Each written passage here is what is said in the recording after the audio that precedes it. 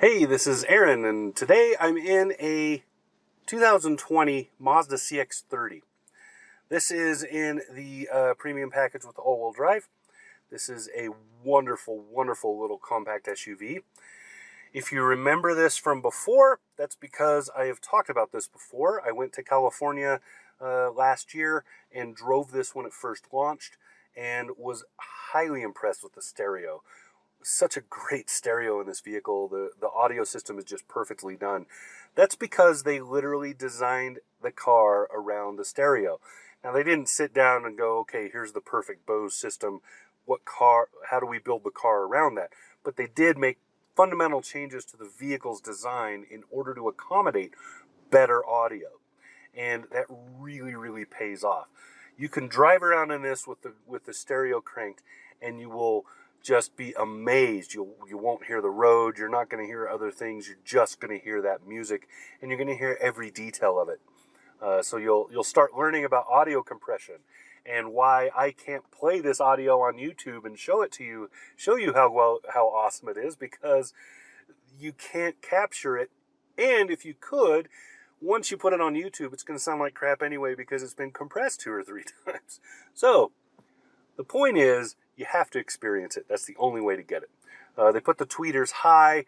They mounted, instead of mounting the mid-range in the door, they mounted them into the frame of the body instead, which creates better resonance and keeps that hum from the doors, that you hear. That doesn't happen in this because it's not mounted in the doors, which are looser than the actual body frame. There's just lots of that sort of thing that went into the thinking and the design of this. So it's a beautiful Bose system in this. Now the rest of the vehicle, very pretty. I really like the look of the CX-30. Really good looking. Follows the what do they call it? Kodo. Follows the design elements of most of the Mazda lineup. Has a very, very nice look. This has a 2.5-liter engine under the hood. It's the Skyactiv engine. It is producing 186 horsepower and 186 pound-feet of torque, and that runs through a 6-speed automatic transmission.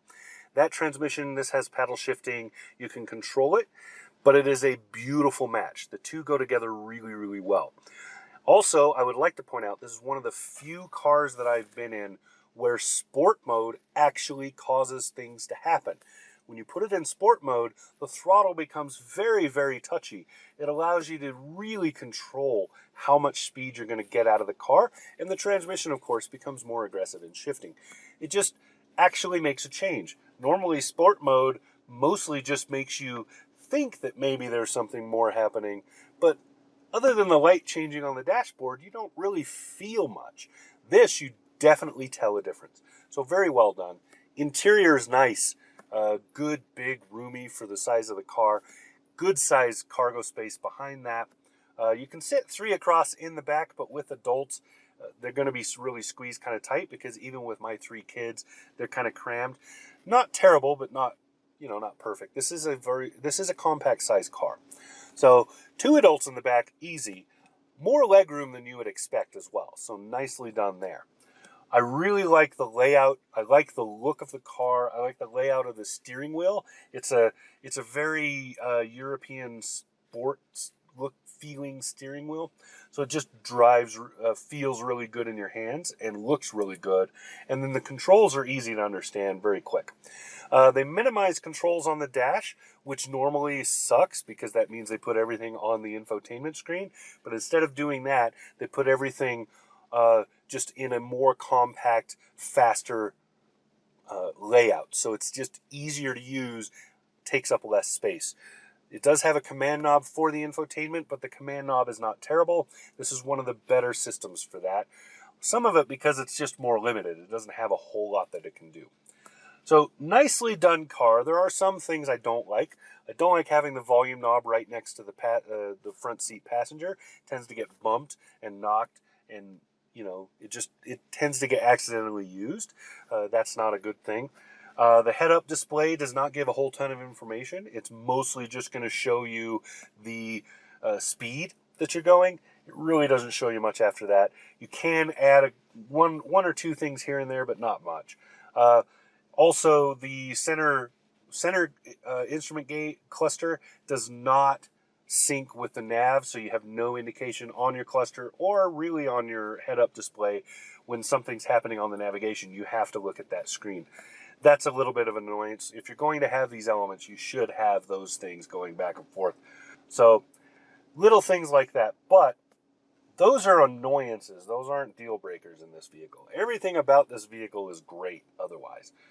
So really well done. Mazda did a wonderful job.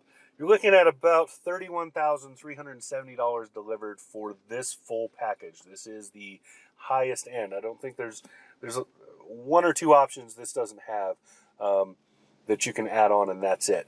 This is about as top of the line as it gets for this. Starting price for this is much lower than that. There you go. That's what I got. 32 miles a gallon. It will do that all day. 27 miles to gallon is the combined rating for this. I rarely see combined ratings pan out in the real world because none of us drive exactly how the EPA tests. But you will get that 32 miles a gallon on the highway all day long if that's what you want. It doesn't take a whole lot of effort to achieve it. Around town mileage is at 25. I've been getting less than that, but that's normal for me. I normally do not get anywhere near what the EPA says you're going to get for city mileage. So I've been average overall. I've been at just not quite 25 mpg in this. So pretty well done. I like the vehicle, the 2020 Mazda CX-30. Very well done. That's what I got. So there you go. Talk to you again soon.